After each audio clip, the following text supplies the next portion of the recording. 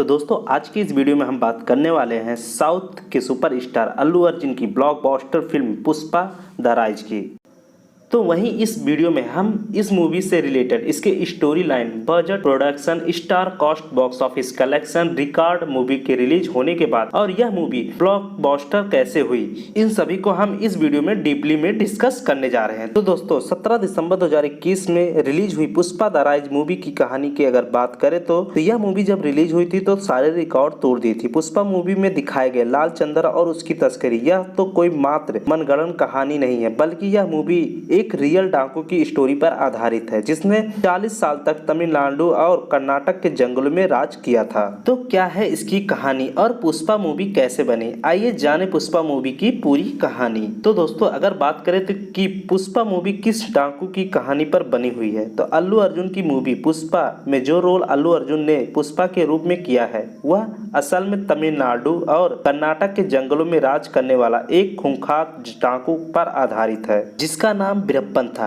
18 अक्टूबर 2006 देश के सभी मीडिया चैनल पर सिर्फ एक ही खबर दिखाई जा रही थी कि दक्षिण भारत का खूंखार डाकू वीरप्पन इनकाउंटर में मारा गया। यह एक ऐसा डाकू था जिसे पकड़ना नामुमकिन लग रहा था। सरकार ने इसे पकड़ने के लिए 100 करोड़ रुपए भी खर्च कर डाला लेकिन इसे पकड़ नहीं पाई। वीरप्पन लंबे समय तक जंगलों में राज किया। कहा जाता है कि जंगल उसका घर था। जंगल का कोई भी ऐसा कोना नहीं था जिसे वीरप्पन नहीं जानता था। काफी समय तक जंगल में रहकर पुलिस को चकमा देता रहा, लेकिन वीरप्पन जैसे डाकू को पकड़ना पुलिस के लिए आसान नहीं था। इसे पकड़ने के लिए बड़ी प्लानिंग करनी पड़ी थी, तब जाके यह पुलिस के हाथों लगा था। लेकिन पुलिस ने उसे उस वक्त एक भी मौका न गंवाते हुए उस पर लगातार 338 राउंड की फायरिंग की, तब जाके वीरप्पन को पकड़ा जा सका। लेकिन वीरप्पन के डाकू बनने का सफर शुरू कैसे हुआ, चलिए उसके बारे में जानते हैं। इसकी कहानी 1962 में शुरू हो चुकी थी जब यह महज 10 साल का था और वह 10 साल की उम्र में ही एक कत्ल करके जंगल में भाग गया और 3 अफसरों को भी मार दिया। वीरप्पन के गांव वालों के मुताबिक यह बहुत ही गरीब परिवार से था। बता दें कि आपको जानकर हैरानी होगी कि इसे फॉरेस्ट विभाग के कुछ अफसरों ने ही तस्करी करने के लिए उस्काया था, लेकिन जब यह स्मगलिंग करके खूब पैसा कमाने लगा तो उसे मारने के चक्कर में अधिकारी खुद इसके पीछे पड़ गए थे। इसके बाद वीरप्पन अपनी जान बचाने के लिए जंगलों में भाग गया और फिर एक नई कहानी शुरू हुई। और जंगलों में रहते रहते इसने 17 साल की उम्र में ही पहले हाथी को मारा। इसने करीबन 2000 हाथियों को मारा और कहा जाता है कि वो हाथियों के सिर को बीचों बीच गोली मारा करता था और उनके दांतों की स्मगलिंग किया करता था। इसके अलावा तमिलनाडु और कर्नाटक में पाए जाने वाली सभी बेशकीमती लाल चंदन की स्मगलिंग करता था। चंदन की लकड़ी को काटकर उसकी तस्करी करना उसका खेल था। जब किसी भी कर्नाटक की पुलिस इसे पकड़ने जाती तो वह भागकर तमिलनाडु के बॉर्डर को क्रॉस कर लेता था। इसके बाद पुलिस को बॉर्डर के नियमों को मानते हुए बॉर्डर को क्रॉस नहीं करते थे और वह बिल्कुल इसी तरह तमिलनाडु पुलिस के साथ भी किया करता था। जब भी कोई इसके खिलाफ जाया या इसे पकड़ने की कोशिश करता तो वीरप्पन उसे सीधे मौत के घाट उतार देता था। अब तक यह इसने करीब 184 को मार चुका था। पैसे के लिए यह बड़े बड़े लोगों का अपहरण करता था और पैसे न देने पर उन्हें मार देता था। लेकिन इन सब के अलावा वीरप्पन के नाम कमाने का भी शौकीन था। वो चाहता था कि देश के बच्चा बच्चा उसे जाने और इसलिए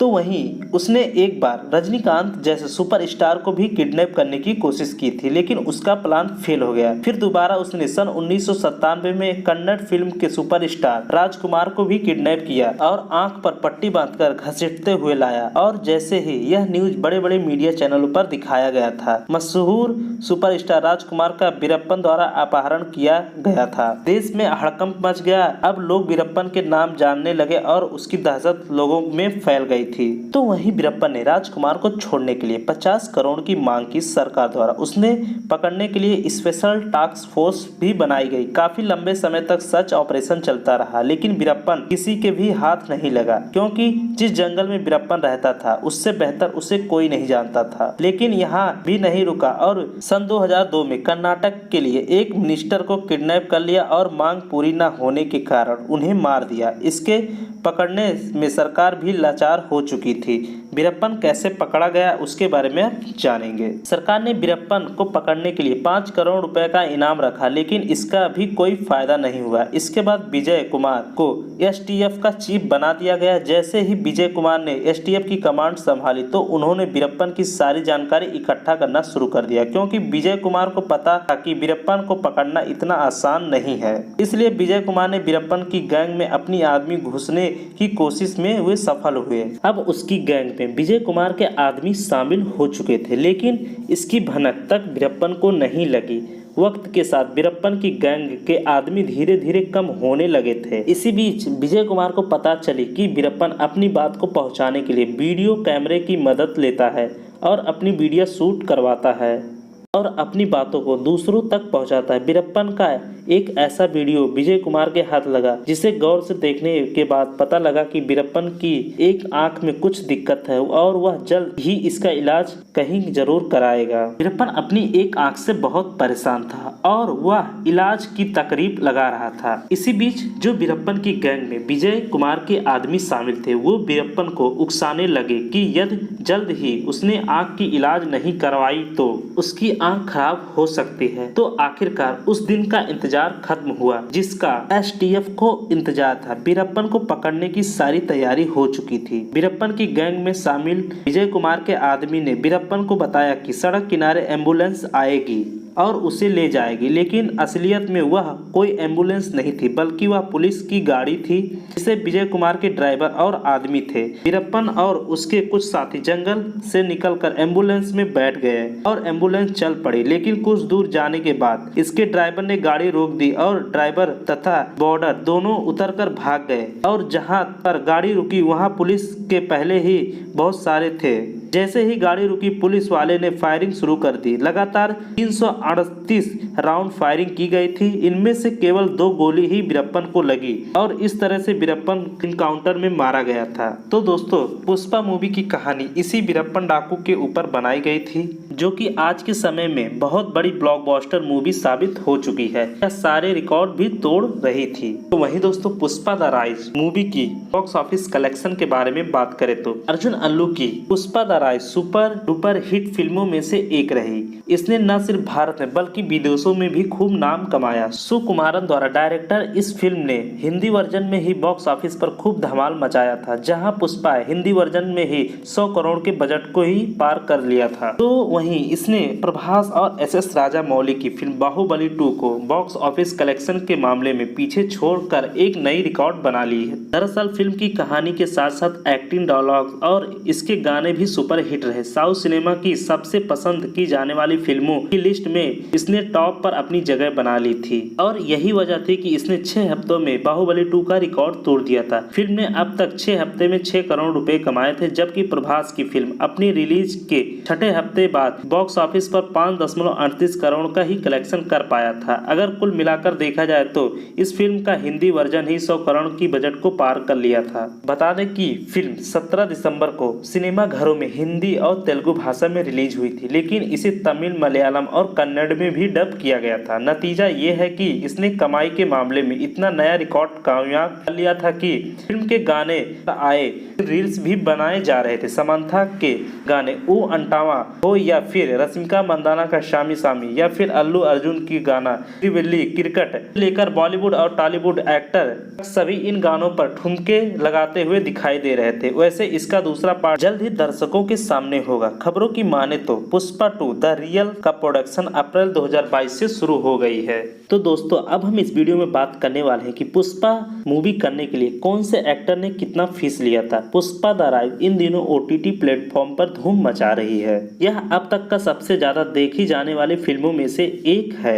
यह फिल्म को 200 करोड़ रुपए की बजट से बनाया गया था। पुष्पा को लेकर यह जानकारी सामने आई है कि इस सुपरहिट मूवी से जुड़े कलाकार में से हर एक ने डायरेक्टर से इसमें काम करने के लिए अच्छे खासे पैसे लिए। लीड एक्टर अल्लू अर्जुन ने पुष्पा राज की भूमिका निभाने के लिए 20 करोड़ रुपए लिए थे। तो वहीं फीमेल लीड रश्मिका मंदाना ने, जो कि ऑन स्क्रीन लव इंटरेस्ट के रूप में दिखी थी, उन्होंने 10 करोड़ रुपए लिए थे। तो वहीं समंथा रुथ प्रभु ने ऊ अंटवा ऊ सॉन्ग के लिए 1.5 करोड़ रुपए लिए थे। उसी तरह से IPS भवन सिंह का किरदार निभाने के लिए फरहाद कामिल ने करीब 3 करोड़ रुपए लिए थे। फिल्म के दक्षिणायनी के रूप में नजर आने वाली जानी मानी अभिनेत्री अनसुईया भारद्वाज ने हर दिन की शूटिंग के लिए 2 लाख रुपए लिए थे। बताया जा रहा है कि अभिनेता राव रमेश की भूमि रेड्डी सिद्धप्पा रायडू का किरदार निभाने के लिए 30 लाख रुपए लिए थे। खबरों के अनुसार मंगल सीनू की फिल्म में कॉमेडी रोल के लिए अभिनेता सुनील ने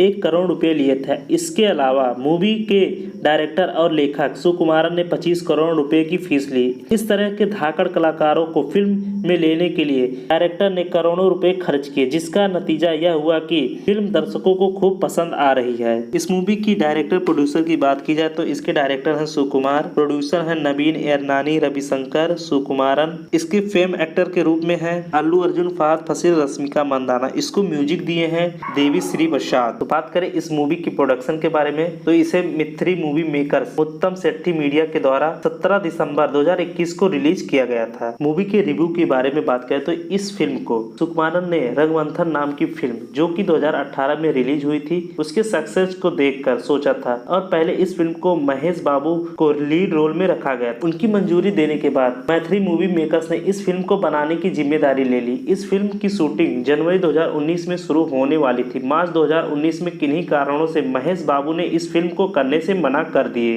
उसी वजह से सुकुमार ने अल्लू अर्जुन को अपने इस फिल्म में शामिल करने का फैसला किया, क्योंकि सुकुमार ने अल्लू अर्जुन की फिल्म R2 की 2009 में रिलीज की थी। इस फिल्म की शूटिंग 7 अक्टूबर 2019 को दशहरे के मौके पर होने वाली थी, पर किन्हीं कारणों से 30 अक्टूबर 2019 को शुरू हुई थी। इस फिल्म में 6 मिनट का एक फाइट सीन है जो कि शूट करने के लिए किसी हॉलीवुड की कोरियोग्राफी को न बुलाकर साउथ इंडियन के एक्टर कोरियोग्राफ को बुलाया गया था, क्योंकि कोविड के कारण बहुत से कोरियोग्राफ की नौकरी चली गई थी। सिर्फ इस 6 मिनट की सीन को बनाने के लिए 6 करोड़ लग गए थे। तो दोस्तों जल्दी पुष्पा 2 का कंफर्म अनाउंसमेंट कर दिया जाएगा। तो आप पुष्पा 2 को देखने के लिए कितने एक्साइटेड हैं हमें कमेंट बॉक्स में जरूर बताएं। साथ ही ऐसे नए अपडेट पाने के लिए हमारे चैनल को सब्सक्राइब करें।